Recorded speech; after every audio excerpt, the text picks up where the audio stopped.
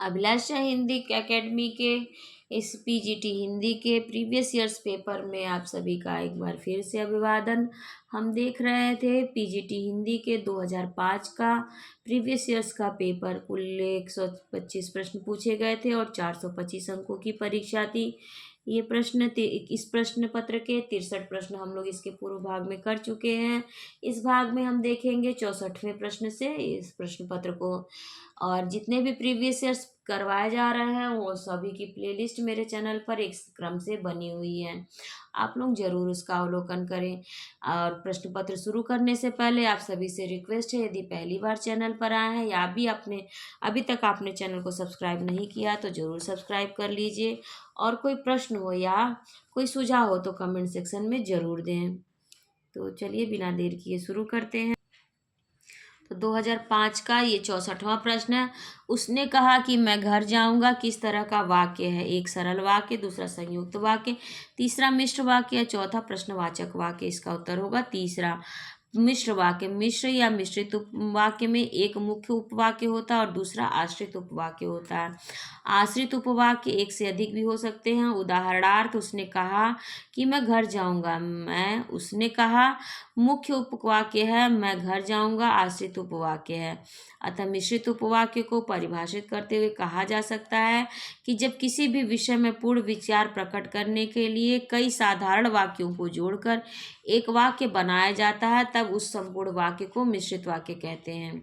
65वां प्रश्न, कादम्बरी किसकी रचना है? एक कालिदास की, दूसरा बाणभट्ट की, तीसरा भवभूति की, चौथा भास की। इसका उत्तर होगा दो, कादम्बरी बाणभट्ट की रचना है। 66वां प्रश्न, वाक्यम रसात्मकम काव्य किसका कथन है? एक विश्वनाथ, दूसरा राजशेखर, तीसरा श्रीहर्ष और चौथा भास। इसका उत्तर होगा एक, वाक्यम रसात्मकम काव्यम कविराज विश्वनाथ ने मम्मट के काव्य लक्षणों को सदोष बताकर एवं उनका खंडन करके अपने काव्य का लक्षण वाक्यम रसात्मकम काव्यम किया है। उनके अनुसार रसात्मक वाक्य को ही काव्य कहते हैं। रसात्मक वाक्य का अभिप्राय बताते हुए वे कहते हैं जिसका आत्म तत्व रस होता है उस वाक्य को रसात्मक वाक्य कहते हैं। इस प्रकार काव्य में एकमात्र सार तत्व रस है, क्योंकि बिना रस के कभी कोई भी वाक्य काव्य नहीं हो सकता। रमते इति रसः, इस व्युत्पत्ति के अनुसार जिसका आस्वादन किया जाता है उसे रस कहते हैं। 67वां प्रश्न, निम्नलिखित कृतियों में से कौन सी भारवी द्वारा रचित है? एक शिशुपाल वधम, दूसरा कुमार संभवम, तीसरा किरातार्जुनीयम, चौथा नैषधीय चरितम। इसका उत्तर होगा तीसरा, किरातार्जुनीयम भारवी की रचना है। किरातार्जुनीयम सर्गबद्ध महाकाव्य है। इस महाकाव्य के नायक धीरोदात्त गुण विशिष्ट अर्जुन है। किरात वेशधारी शिव प्रतिनायक हैं। वीर रस इसका प्रधान रस है तथा श्रृंगारादि रस अंगभूत रस पांचाली रीति और प्रसाद गुण है। दिव्य पाशुपत अस्त्र की प्राप्ति इसका फल है। 68वां प्रश्न है, मुद्रा राक्षस नाटक का रचयिता कौन है? एक कुमारदास, दूसरा शूद्रक, तीसरा अमर सिंह और चौथा विशाख दत्त। इसका उत्तर होगा चार, मुद्रा राक्षस नाटक के रचयिता विशाख दत्त चंद्रगुप्त द्वितीय 375 से 413 इसके समकालीन थे। मुद्रा राक्षस 7 अंकों में विभाजित राजनीतिक विषयक नाटक है। इसमें मुद्रा अंगूठी के द्वारा राक्षस को वश में करने का वर्णन है, अतः इसका नाम मुद्रा राक्षस पड़ा। इसमें दिखाया गया है कि चाणक्य ने नंदवंश का नाश किया है और कूटनीतिक चालों से नंदवंश के मुख्यमंत्री राक्षस को वह चंद्रगुप्त का मुख्यमंत्री बना दिया है। इसमें राक्षस और चाणक्य के दाव पेचों, उखाड़ पछाड़ और संधि विग्रहों का विस्तृत वर्णन है। 69वां प्रश्न, प्रसन्नता शब्द में कौन सी ध्वनि है? एक संयुक्त ध्वनि, दूसरा संपृक्त ध्वनि, तीसरा युग्मक ध्वनि और चौथा इन उपर्युक्त में से कोई नहीं। इसका उत्तर होगा 3। जब एक ही ध्वनि का द्वित्व हो जाता है तब वहाँ युग्मक ध्वनि कहलाती है। 70वां प्रश्न, निम्नलिखित में से कौन सा शब्द स्त्रीलिंग है? एक उत्साह, दूसरा चक्रव्यूह, तीसरा मृत्यु और चौथा संकल्प। इसका उत्तर होगा 3 मृत्यु। मृत्यु शब्द स्त्रीलिंग है। 71वां प्रश्न, अयोगवाह कहा जाता है एक विसर्ग को, दूसरा महाप्राण को, तीसरा संयुक्त व्यंजन को, चौथा अल्प प्राण को, इसका उत्तर होगा एक। अयोगवा हिंदी वर्णमाला में अंग और अह को ऐसी ध्वनियाँ जिन्हें परंपरागत रूप से यद्यपि स्वर वर्णों के साथ लिखा जाता है लेकिन वे स्वर वर्ण नहीं हैं। इन्हें अनुस्वार और विसर्ग के रूप में प्रयुक्त किया जाता है और इनके संकेत चिन्ह क्रमशः बिंदी और अनुस्वार और अनुनासिक है। अनुस्वार और विसर्ग न तो स्वर है और न व्यंजन, अपितु ये स्वरों के सहारे चलते हैं। इनका उपयोग स्वर और व्यंजन दोनों में ही होता है। आचार्य किशोरी दास वाजपेयी के अनुसार इनकी स्वतंत्र गति नहीं है, इसलिए ये स्वर नहीं है, और व्यंजनों की तरह ये स्वरों के पूर्व नहीं पश्चात आते हैं, इसलिए व्यंजन नहीं है। वर्णों की दो श्रेणियों में इनका किसी के साथ जातीय योग नहीं है, इसलिए इन दोनों ध्वनियों को अयोगवा कहते हैं। न स्वर से योग न व्यंजन से अयोग, फिर भी अर्थ वहन वाह करते हैं। 72वां प्रश्न, सूर्य का पर्यायवाची नहीं है। एक रवि, दूसरा भास्कर, तीसरा हंस, चौथा सारंग, इसका उत्तर होगा 4। 3 विकल्प रवि, भास्कर और हंस सूर्य के पर्यायवाची शब्द है। सारंग बहुअर्थी शब्द है। सारंग का पुल्लिंग होगा अर्थात शब्द है चितकबरा, रंग, कांति, चमक, छटा आदि। दीपक, ईश्वर, चंद्रमा, शिव, श्री कृष्ण, कामदेव, समुद्र, सागर, जल, शंख, मोती, कमल, घोड़ा, हिरन, सांप, मेढक, सोना, चीतल, भौरा, फूल, काजल, कपड़ा आदि। सारंग नट और सारंग भ्रमरी में राम से संबंधित हैं। सारंग लोचन का अर्थ है जिसकी आंखें हिरनी जैसी हो। सारंगा लकड़ी की एक छोटी नाव होती है। 73वां प्रश्न, अंतरंग का सही विलोम है। बहुरंग, दूसरा बहिरंग, तीसरा सबरंग, चौथा कुरंग, इसका उत्तर होगा 2। अंतरंग का विलोम होगा बहिरंग। 74वां प्रश्न, शब्द युग्म पर्यंत पर्यक का के सही अर्थभेद का चयन कीजिए। 1 तक कीचड़, दूसरा तक पलंग, तीसरा पर्यंक पलंग, चौथा समग्र पीड़क, इसका उत्तर होगा 2। पर्यंत का सही अर्थ और पर्यंक का पलंग होता है।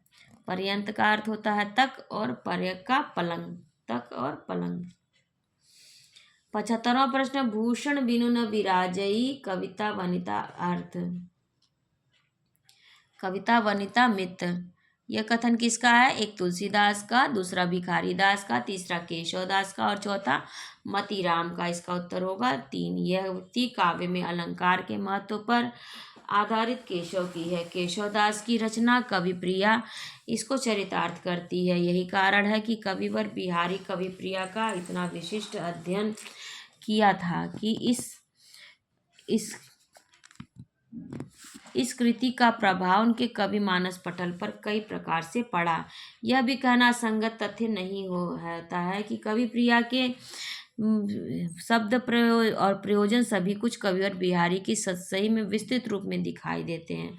उदाहरणार्थ देखिए, केशवदास, राधा केशव कुंवर की बांधा हरहु प्रवीण, नेक सुनाहु करि कृपा सोबत बीन प्रवीण। और बिहारी की पंक्ति है इसी पर आधारित, मेरी भव बाधा हरो राधा नागरी सोई, जातन की झाई पर श्याम हरित दुति होई। 75वां प्रश्न है, आचार्य केशव ने किस भाव को 34वां संचारी भाव कहा है? 1 छल को, दूसरा स्मृति को, तीसरा पुलक को, चौथा रोमांच को, इसका उत्तर होगा 1। आचार्य देव ने छल को 34वां संचारी भाव माना है। 77वां प्रश्न है, एको रस करुणेव किस कवि की उक्ति है? 1 कालिदास, दूसरा बाणभट्ट, तीसरा भवभूति और चौथा माघ, इसका उत्तर होगा 3। भवभूति एको रस करुण एवं कवि भवभूति ने उत्तर रामचरितम में एकमात्र करुण रस को ही रस माना है। भवभूति का कथन है रस केवल एक है और वह करुण रस है तथा वही निमित्त भेद से श्रृंगारादि विभिन्न प्रकार से दिखाई देता है। जिस प्रकार एक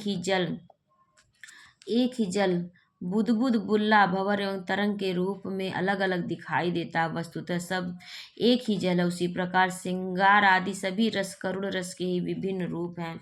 अर्थात श्रृंगार अन्य सभी रस उस करुण के विवर्त मात्र हैं। करुण रस का स्थायी भाव शोक है। शोक चित्त की एक कष्टप्रद अवस्था है। इस प्रकार करुण रस दुखात्मक होता है। फिर क्यों इसे देखने के लिए लोग प्रवृत्त होते हैं? इसका उत्तर यह है कि वस्तुतः करुण रस सुखात्मक है, क्योंकि रंगमंच पर शोक का जो भाव जागृत होता है वह सामान्य शोक से भिन्न होता है। विश्वनाथ ने भी करुण रस को सुखपरक माना है। 78वां प्रश्न, चरण कमल बंधव हरिराई में कौन सा अलंकार है? एक उपमा, दूसरा उत्प्रेक्षा, तीसरा रूपक और चौथा श्लेष। इसका उत्तर होगा 3 अर्थात के रूपक। 79वां प्रश्न है, सिंधु सेज पर धरा वधु अपतनिक संकुचित बैठी सी, इस अवतरण में कौन सी शब्द शक्ति है? एक अभिधा, दूसरा व्यंजना, तीसरा तात्पर्य और चौथा लक्षणा। इसका उत्तर होगा 2 व्यंजना। जयशंकर प्रसाद की कामायनी से उद्धृत सिंधु सेज पर धरा वधु में व्यंजना शब्द शक्ति है।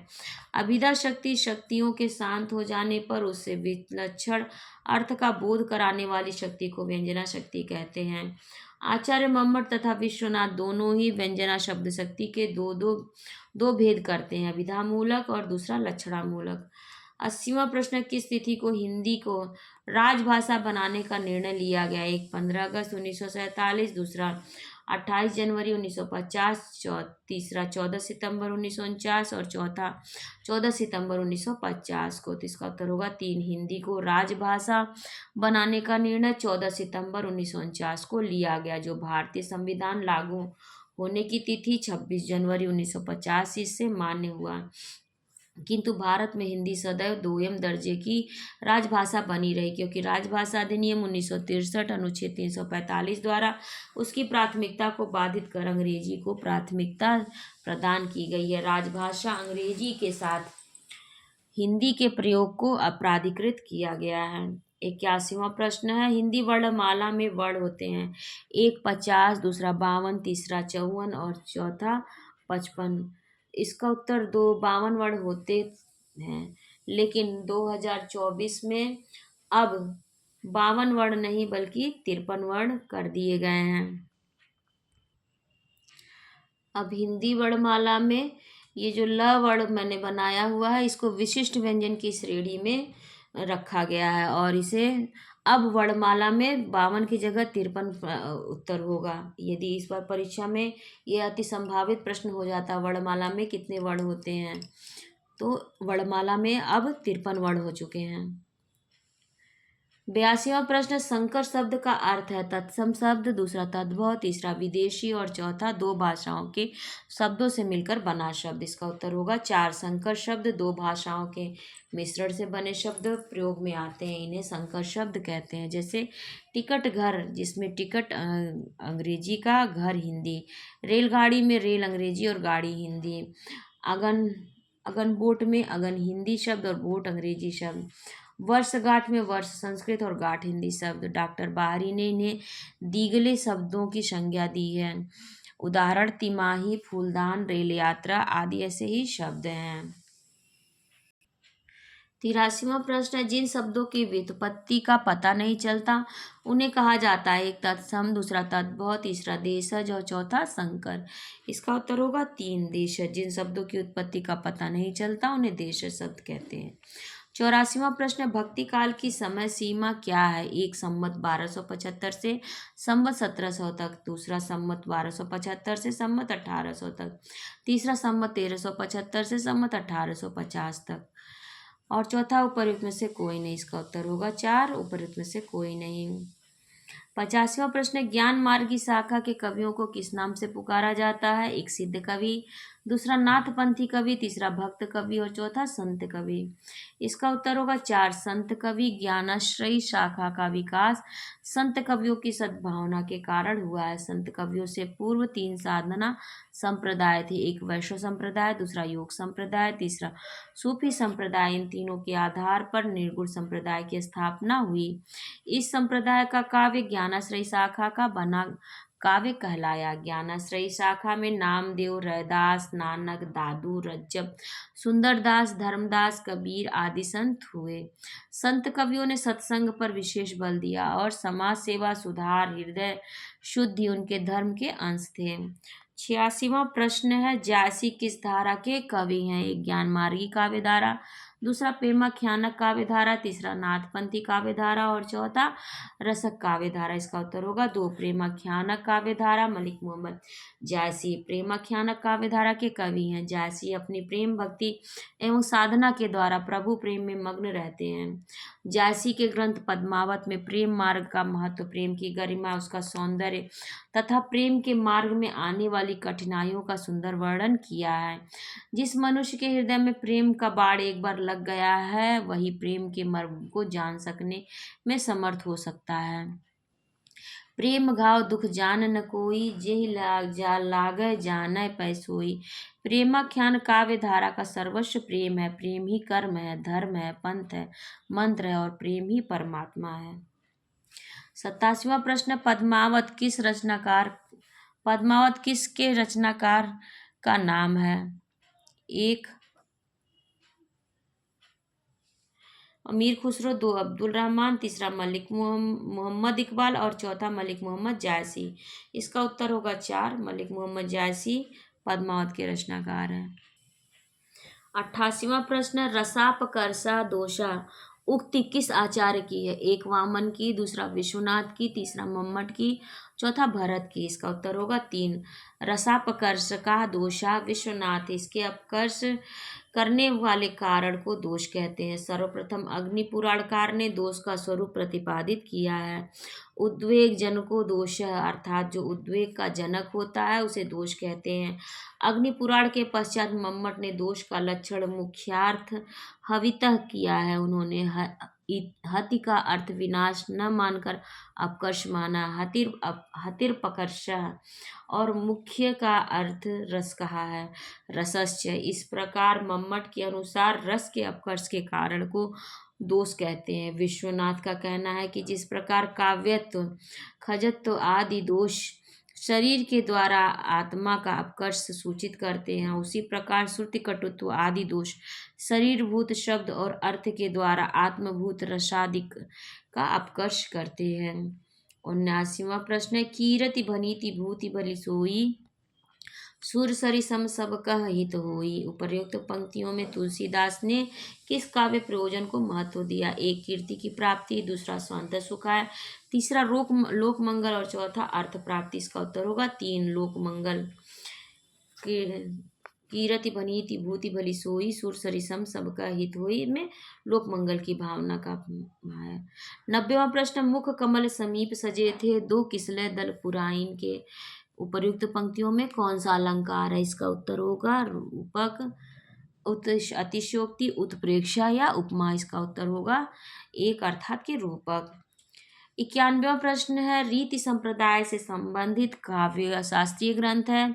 काव्य अलंकार सूत्र, दूसरा काव्य अलंकार, तीसरा काव्य अलंकार सूत्र वृत्ति और चौथा काव्य आदर्श। इसका उत्तर होगा 1 रीति संप्रदाय। काव्य अलंकार सूत्रकार आचार्य वामन रीति संप्रदाय के प्रवर्तक हैं।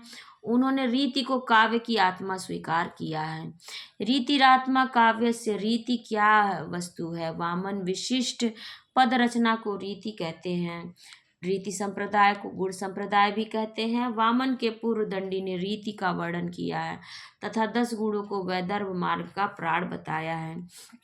इति वैदर्भ मार्गस्य प्राणादशा गुण स्मृति। वामन के पश्चात कुंतक ने रीति को मार्ग की संज्ञा दी है और कवि प्रस्थान हेतु भी कहा है।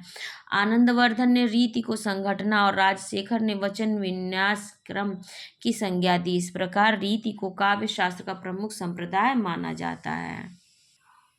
92वां प्रश्न, घनाक्षरी छंद है। 1 मात्रिक, दूसरा वर्णिक, तीसरा आक्षरिक या चौथा इनमें से कोई नहीं। इसका उत्तर होगा 2 घनाक्षरी छंद मुक्त काव्य में प्रयुक्त किया जाता है। 93वां प्रश्न है, आचार्य भरत के अनुसार गुण होते हैं। 1 5, दूसरा 10, तीसरा 9 और चौथा 8। इसका उत्तर होगा 2 आचार्य भरत मुनि के अनुसार 10 काव्य गुण हैं। श्लेष, प्रसाद, समता, समाधि, माधुर्य, ओज, पद, सौकुमार्य, अर्थ, व्यक्ति, उदारता और कांति। आचार्य वामन काव्य गुण को परिभाषित करते हुए कहते हैं, काव्य शोभाया कर्तारो धर्मा गुणा, अर्थात काव्य के शोभा विधायक धर्म का नाम अलंकार है। कविता का कलेवश शब्द और चैतन्य अर्थ के मूल कारण गुण है। मम्मट रस के से स्थिर धर्मों को गुण कहते हैं, जो रस के साथ नित्य रहते हैं और रस का साक्षात उपकार करते हैं।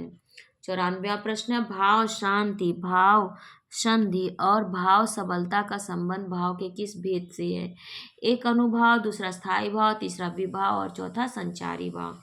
इसका उत्तर होगा 4। भाव शांति, भाव संधि और भाव सबलता का संबंध संचारी भाव से है। व्यभिचारी भावों की 4 दशाओं के कारण ही ये चतुर्विध माने गए हैं। उत्पत्ति, संधि, साबल्य, शांतयो व्यभिचारिणाम। 95वां प्रश्न, चिराजीवो जीर जुरे क्यों न सनेह गंभीर, को घटिए वृषभानुजा ये हलधर के वीर।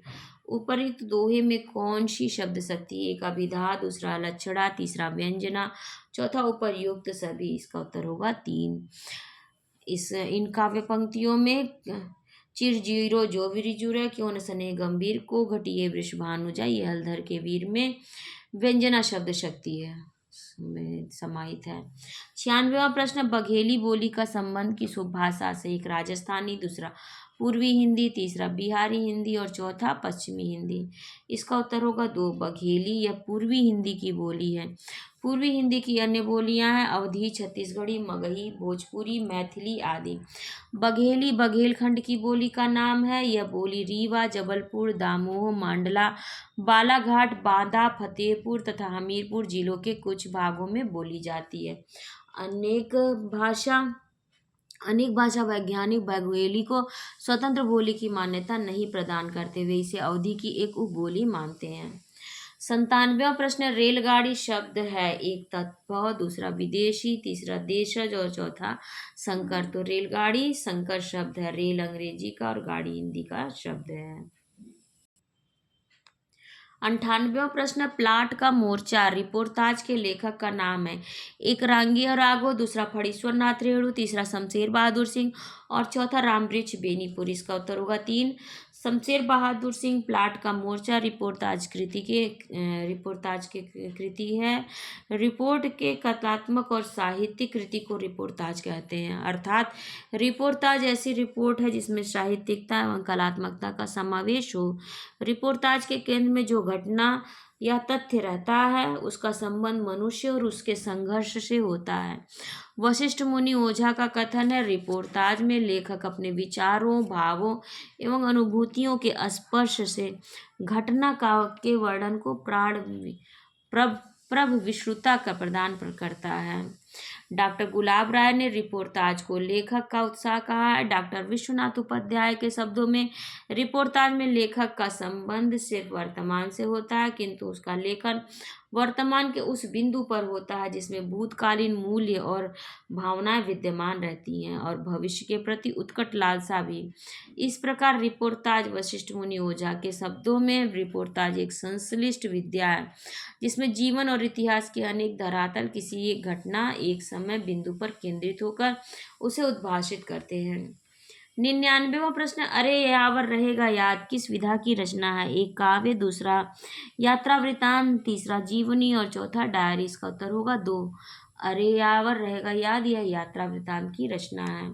100वां प्रश्न, हिंदी के काव्य भाषा परक समीक्षक का नाम है। एक विजयदेव नारायण शाही, दूसरा रघुवंश, तीसरा नेमिचंद्र जैन और चौथा रामस्वरूप चतुर्वेदी। इसका उत्तर होगा 4। रामस्वरूप चतुर्वेदी। 101वां प्रश्न, निम्न इनमें से कौन सा उपन्यास जीवनी परक है? एक खंजन नयन, दूसरा मृगनयनी, तीसरा आपका बंटी और चौथा कली कथा वाया बाईपास। इसका उत्तर होगा 1। खंजन नयन यह सूरदास के जीवन पर आधारित अमृतलाल नागर का जीवनी साहित्य की अन्यतम उपलब्धि है। सूरदास केवल एक कवि विशेष नहीं है, वे एक समूचे युग के प्रणेता हैं। उनका सृजनात्मक व्यक्तित्व जीवन और साहित्य की खाई को पाटने वाला प्रयास है। अपने चरित्र नायक के चुनाव में लेखक ने व्यापक दृष्टिकोण का परिचय दिया है। विषय वस्तु और अभिव्यक्ति दोनों दृष्टियों से लेखक ने सूरदास को व्यापक युग संदर्भों को देखा है। उपन्यास में अमृतलाल नागर ने सूरदास की विशिष्टताओं को उभारने का प्रयास किया है। 102वां प्रश्न, कसाईबाड़ा कहानी के लेखक हैं। एक शिवमूर्ति, दूसरा सतीश जमाली, तीसरा अखिलेश और चौथा मंजूर एहतेशाम। इसका उत्तर होगा 1 शिवमूर्ति। कसाईबाड़ा के लेखक शिवमूर्ति हैं। 103वां प्रश्न है, इन मुसलमान हरिजनन पर कोटिक हिंदुन वारिये। यह कथन किसका है? एक रसखान का, दूसरा भारतेंदु हरिश्चंद्र का, तीसरा आचार्य परशुराम चतुर्वेदी का और चौथा सूर्यकांत त्रिपाठी निराला का। इसका उत्तर होगा दो। भारतेंदु हरिश्चंद्र ने रसखान की अनन्य कृति भक्ति को देखकर कहा था, इन मुसलमान कवि जनन पर कोटिक हिंदू वारिये। हिंदी में कृष्ण भक्त कवियों में रसखान का नाम बड़े आदर के साथ लिया जाता है। मुसलमान होते हुए भी वे वैष्णव भक्ति में डूबे रहे। उनकी रचनाओं में प्रेम का अत्यंत मनोहारी चित्रण हुआ है। कविवर रसखान का प्रेम तन्मयता, भाव विह्वलता और आसक्ति के उल्लास के लिए उतने ही प्रसिद्ध है जितने अपनी भाषा, मार्मिकता, शब्द चयन तथा व्यंजना शैली के लिए। 104वां प्रश्न है, संवेदनात्मक ज्ञान और ज्ञानात्मक संवेदना सूत्र के प्रयोक्ता हैं। एक रमेश कुंतल मेघ, दूसरा विजय देव नारायण शाही, तीसरा गजानन माधव मुक्तिबोध और चौथा मनोहर श्याम जोशी। इसका उत्तर होगा तीन। मुक्तिबोध ने काव्य की रचना प्रक्रिया निबंध में लिखा है, जगत जीवन के संवेदनात्मक ज्ञान और ज्ञानात्मक संवेदना के भीतर समाई मार्मिक आलोचनात्मक दृष्टि के बिना कवि कर्म अधूरा रह जाता है। मुक्तिबोध कहते हैं, संवेदनात्मक उद्देश्यों से प्रेरित बाह्य मन अंतरात्मा को संघर्ष से अनुभाव चकमक की चिंगारियों की भांति प्रकट होकर जीवन को ज्ञान का प्रकाश देते हैं। संवेदनात्मक उद्देश्य मनन चिंतन द्वारा आत्म साक्षात्कार की प्रक्रिया को पूर्ण करते हैं। 105वां प्रश्न है, अपभ्रंश का वाल्मीकि किसे कहा जाता है? एक पुष्पदंत को, दूसरा धनपाल को, तीसरा शालिभद्र सूरि को और चौथा स्वयंभू को। इसका उत्तर होगा चार। स्वयंभू को अपभ्रंश का वाल्मीकि कहा जाता है। स्वयंभू रचित पहुमचर्यो उच्च कोटि का अपभ्रंश भाषा का काव्य है। इस काव्य की 83 संधियों को स्वयंभू ने लिखा था। बाद में उसमें 7 संधियों को उनके पुत्र त्रिभुवन ने जोड़कर काव्य को पूरा किया। स्वयंभू ने अलंकार विधान को भी नूतन ढंग से किया है। ग्राम में कहे जाने वाले उपेक्षित उपमानों को साहित्यिक बनाकर काव्य में अद्भुत जीवंतता लाने में सफलता प्राप्त की है। स्वयंभू के अपभ्रंश साहित्य में उपमानों एवं प्रतीकों का प्रभावकता इतनी सशक्त थी कि हिंदी के संत कवियों की तथा रीतिकालीन कवियों ने उनसे काफी प्रेरणा प्राप्त की है। 106वां प्रश्न है, किस विद्वान ने हिंदी साहित्य के प्रारंभिक काल को वीरगाथा काल नाम दिया? एक जॉर्ज ग्रियर्सन, दूसरा आचार्य रामचंद्र शुक्ल ने, तीसरा राहुल सांकृत्यायन ने और चौथा डॉक्टर रामकुमार वर्मा ने। इसका उत्तर होगा दो। वीरगाथा काल आचार्य रामचंद्र शुक्ल ने साहित्य के प्रथम काल को वीरगाथा काल कहा है। उन्होंने इतिहास को ही सामाजिक वास्तविकता के रूप में स्वीकारा है। वीरगाथा नामकरण के लिए उन्होंने यह तर्क उपस्थित किया है कि जब से मुसलमानों की चढ़ाइयों का प्रारंभ होता है तब से हम हिंदी साहित्य की प्रवृत्ति एक विशेष रूप में बनती पाते हैं। राजाश्रित कवि फुटकर दोहों को त्याग कर पराक्रमपूर्ण चरितों या गाथाओं का वर्णन करने लगे। यही प्रबंध परंपरा रासों के नाम से पाई जाती है, किंतु हजारी प्रसाद द्विवेदी ने वीरगाथा काल को आदिकाल कहा। यही नामकरण प्रचलित है। 107वां प्रश्न, चंद किसके दरबारी कवि थे? एक महाराजा हमीर के, दूसरा महाराजा बिसल देव के, तीसरा महाराणा प्रताप के और चौथा महाराज पृथ्वीराज चौहान के। इसका उत्तर होगा चार। चंद महाराज पृथ्वीराज चौहान के दरबारी कवि थे। चंद ने अपने पृथ्वीराज रासों में शौर्य, वीरता, पराक्रम का अंकन किया है। जयचंद को देशद्रोही के रूप में प्रस्तुत किया है। शिव सिंह सेंगर ने अपने ग्रंथ शिव सिंह सरोज में चंद को छप्पयों का राजा कहा है। चंद ने छप्पय छंद का सफल तथा प्रभावपूर्ण प्रयोग श्रृंगार वर्णन के लिए भी किया है, किंतु जयानक ने पृथ्वीराज विजय के प्रकाशन के साथ पृथ्वीराज रासों की प्रामाणिकता संदिग्ध हो गई है।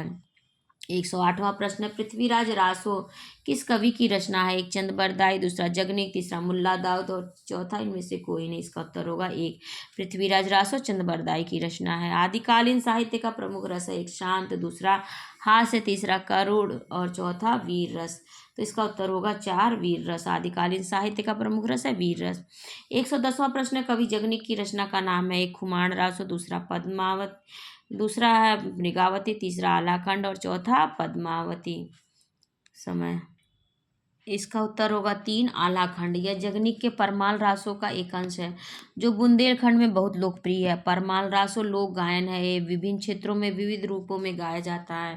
रासो शब्द की उत्पत्ति कुछ विद्वान रहस्य रामायण आदि से मानते हैं, जो सर्वथा भ्रामक है। रासो शब्द मूलतः काव्य का पर्याय है, जो बाद में गेय रूपक के अर्थ में प्रयुक्त होने लगा। परमाल रासों में दोहा, तोमर, तोटक, गाथा, आर्या, रोला, उल्लास, छप्पय, कुंडलियां, सट्टक आदि छंदों का सुंदर प्रयोग मिलता है। इस ग्रंथ में छंदों का प्रयोग चमत्कार प्रदर्शन के लिए नहीं, वरन भावों को उद्दीप्त करने के लिए हुआ है। 111वां प्रश्न है, भक्ति काल का नाम पूर्व मध्यकाल किस आचार्य ने दिया? एक डॉक्टर नगेंद्र ने, दूसरा डॉक्टर रामकुमार वर्मा ने, तीसरा आचार्य नंदुलाल वाजपेयी ने और चौथा हजारी प्रसाद द्विवेदी ने। इसका उत्तर होगा एक। डॉक्टर नगेंद्र ने भक्ति काल का नाम पूर्व मध्यकाल दिया है। उत्तर मध्यकाल रीतिकाल नाम से अभिहित हुआ है। सृजन की दृष्टि से हिंदी साहित्य का पूर्व मध्यकाल भक्ति काल कहा जाता है। अत्यधिक वैभवशाली युग है। जॉर्ज ग्रियर्सन ने 1400 इससे ही भक्ति काल की शुरुआत मानते हैं, जो उचित प्रतीत होता है। भक्ति काल के नामकरण के संबंध में कोई विवाद नहीं है। भक्ति तत्कालीन साहित्य का आंतरिक भाव है। भक्ति काव्य ने जीवन के प्रश्न को कविता का प्रश्न बनाया है, इसलिए यह दबेश्वर में व्यवस्था को चुनौती देता है। 112वां प्रश्न है, मलिक मोहम्मद जायसी को जायसी कहा जाता है क्योंकि वे एक जायस गोत्र में पैदा हुए थे, दूसरा जायस मत को मानने वाले थे, तीसरा जायस नामक स्थान के निवासी थे और चौथा उपर्युक्त में से कोई नहीं। इसका उत्तर होगा 3। जायस नामक स्थान के निवासी होने के कारण जायसी नाम पड़ा। जायसी का वास्तविक नाम मोहम्मद तथा मलिक उपाधि थी। पद्मावत की रचना जायस में हुई थी, यह रायबरेली में पड़ता है। जायसी लिखते हैं, जायस नगर मोर स्थानु। अधिकांश विद्वान जायसी के जन्मस्थल को जायस ही मानते हैं। कविवर वशिष्ठ मुनि ओझा ने लिखा है, जायसी का जन्म स्थान जायस शहर के कंचना मोहल्ले में हुआ था, क्योंकि जायसी ने स्वयं लिखा है, जायस नगर मोर स्थान है, मैं वहीं 10 दिनों के लिए पावने के रूप में आया था, वहीं मुझे वैराग्य हो गया और सुख मिला। जायसी ने अपने बाल्यकाल के 4 साथियों यूसुफ, मलिक, सालार, कादिम, सलोने, मियाँ बड़े शेख के नामों का भी उल्लेख किया। ये चारों जायस के ही रहने वाले थे। अतः अंततः यही कहा जा सकता है कि जायसी जायस के ही रहने वाले थे, अन्यत्र कहीं का भी संदर्भ उचित नहीं है। 113वां प्रश्न, हिंदी साहित्य में रीतिकाल को श्रृंगार काल कहा जाता है। कहा है, एक मिश्र बंधुओं ने, दूसरा आचार्य रामचंद्र शुक्ल ने, तीसरा आचार्य विश्वनाथ प्रसाद मिश्र ने और चौथा डॉक्टर गुलाब राय ने। इसका उत्तर होगा 3। आचार्य विश्वनाथ ने रीतिकाल को श्रृंगार काल कहा है। 114वां प्रश्न है, रीतिकाल का वह कौन सा कवि है जो अपनी मात्र एक कृति से हिंदी साहित्य में अमर हो गया? एक रहीम, दूसरा मतीराम, तीसरा बिहारी, चौथा देव। इसका उत्तर होगा 3 बिहारी। बिहारी रीतिकाल के एकमात्र कवि हैं जो अपनी एकमात्र कृति सतसई से हिंदी साहित्य में अमर हो गए। अद्वितीय प्रतिभा के कारण बिहारी की सतसई उनके कलात्मक तथा भावात्मक ज्ञान का सुंदर सामंजस्य प्रस्तुत करती है। कला की दृष्टि से बिहारी सतसई का भाव पक्ष जितना मार्मिक और सबल है, उतना ही उनका कला पक्ष भी सबल है। बिहारी सतसई की अक्षय कीर्ति के भाव पक्ष संबंधी अनेक आधार हैं, जिनसे वह संपूर्ण रीतिकाल के साहित्य रूपी चक्र में से नवनीत के समान पृथक होकर अपनी सहज नैसर्गिक स्निग्धता के कारण अब तक सबके मन को आकर्षित करती रही है। 115वां प्रश्न, कठिन काव्य का प्रेत किस कवि को कहा जाता है? एक सेनापति को, दूसरा चिंतामणि को, तीसरा मतीराम को और चौथा केशवदास को। इसका उत्तर होगा 4 केशवदास। केशव कठिन काव्य का प्रेत है, यह उक्ति पूर्व प्रचलित हो चुकी है। केशव अलंकारवादी कवि है, अतः चमत्कार पूर्ण प्रदर्शन के कारण उनके काव्य कला पक्ष अधिक मुखर दिखाई पड़ता है। हृदय पक्ष का प्रायः अभाव ही लक्षित होता है और न्यूनाधिक है भी, तो उस पर अलंकारों का पूर्ण प्रभाव दिखाई पड़ता है। अलंकार प्रियता के कारण ही केशव के काव्य में कृत्रिमता के दर्शन होते हैं। वशिष्ठ मुनि ओझा का कहना है कि आचार्यत्व और पांडित्य के फेर में पड़कर केशव ने सरलता का ध्यान नहीं रखा। पिंगल और अलंकार शास्त्र का विशेष ध्यान रखकर छंद लिखे हैं। अलंकारों की भरमार से केशव इनके बादशाह तो अवश्य मालूम होते हैं, पर इसी कारण कि इनकी कविता सर्वधारण के समझ में न आने के कारण वे कठिन काव्य के प्रेत बन गए हैं। इसके अतिरिक्त केशव को कठिन काव्य का प्रेत कहने के पीछे उनके काव्य में संस्कृत शब्दों की बहुलता, चमत्कार प्रदर्शन की प्रवृत्ति और आचार्यत्व भी है। 116वां प्रश्न है, द्विवेदी युग का नामकरण किसके नामकरण पर हुआ है? तो इसका उत्तर होगा, एक शांति प्रिय द्विवेदी, दूसरा महावीर प्रसाद द्विवेदी, तीसरा हजारी प्रसाद द्विवेदी और चौथा राम अवध द्विवेदी। तो इसका उत्तर होगा महावीर प्रसाद द्विवेदी के नामकरण पर द्विवेदी युग का नामकरण हुआ है। 117वां प्रश्न, हिंदी साहित्य के आधुनिक काल को इस नाम से भी अभिहित किया जाता है। एक जीवनी काल, दूसरा पद्य काल, तीसरा संस्मरण काल और चौथा गद्य काल। इसका उत्तर होगा 4 गद्य काल। हिंदी साहित्य के आधुनिक काल को गद्य काल के नाम से भी अभिहित किया जाता है। छायावाद का पूर्वाभास किस कवि की रचनाओं में प्रकट हुआ है? एक मुकुटधर पांडे, दूसरा रूपनारायण पांडे, तीसरा लोचन प्रसाद पांडे और चौथा श्याम नारायण पांडे। इसका उत्तर होगा एक, छायावाद का पूर्वाभास उद्धृत 4 विकल्पों में छायावाद का पूर्वाभास मुकुटधर पांडे की रचनाओं पर प्रकट हुआ है।